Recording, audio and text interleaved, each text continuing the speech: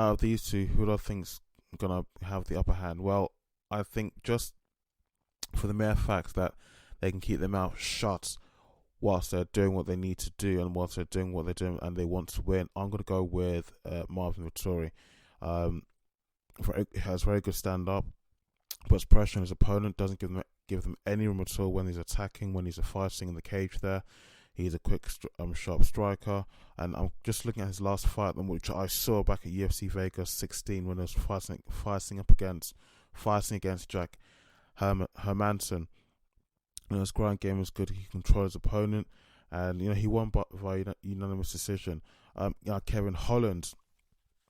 Okay, fine. He's not say that he's a lousy fighter or anything like that, but in his last fight, Derek Brunson at UFC Vegas 22,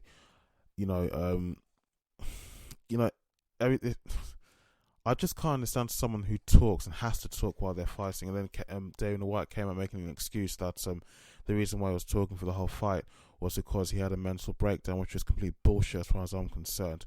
Excuse my French. But, just for the mere fact that he likes to talk during his fights, I mean, okay, fine, he had like a winning streak leading up to his past fight, but I think this last fight really should have set in stone for him. At least it should have set some red flags going off in his mind that there's something here I need to change, even if it's something minor I need to work on. But even if it's something minor, the fact that I've lost my last match, and okay, granted, it's given you can't win them all, but just I'll go back to the main point I was making. It the facts that he talks during his matches, during his fights, really there's no need for that at all. I get that some fighters, and I've seen them like Conor McGregor and is it Nate Diaz, the Diaz brothers, when they're fighting their opponents, they do say certain things to their opponents, especially if they're fighting someone who they don't like. Like Nate Diaz is known, and his brother, they're both known for saying Stockton motherfucker, whilst we're attacking their opponent. Okay, that's I can understand, but Kevin Holland takes it to another level by he's talking to his opponent, just running his mouth to his opponent, and then like we saw in the last fight when he was fighting at UFC Vegas 22, he was still talking to Khabib Nurmagomedov, who came to watch the fight, and was sitting cage side next to Dana White, and was calling the whole thing on his phone. So for me, the point I'm making is that just isn't necessary. Concentrate all of your energy, your physical energy, and your mental energy, your mental strength on winning the fight, because really at the end of the day, that is the bottom line. That is what the whole thing is about. You got to put all of your efforts, your mental, both physical and more importantly your mental effort, your mental energy into winning the fight.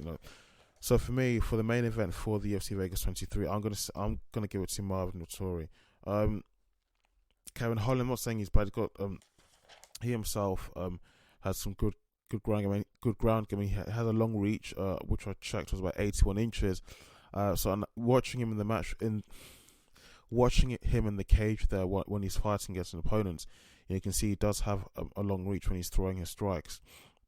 So I mean, okay, it could be close, but I think I'm going to give this to Marvin Vettori because he looks like a well-rounded fighter, and he's quiet, and in the cage there I know he will just concentrate on winning the match.